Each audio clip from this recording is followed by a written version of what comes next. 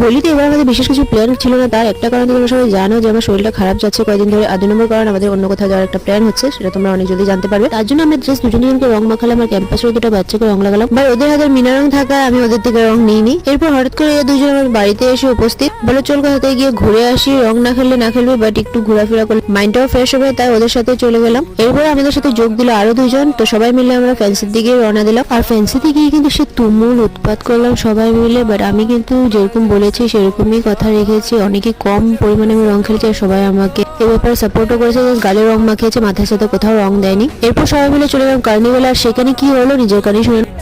হোলির জন্য কার্নিভালের প্রাইস হলো 1000 পার পারসন, তার জন্য কেউ যাচ্ছি না। That is not required anymore. Yes, right, fancy best. আমরা আবার ব্যাক করছি ফ্যান্সিতে।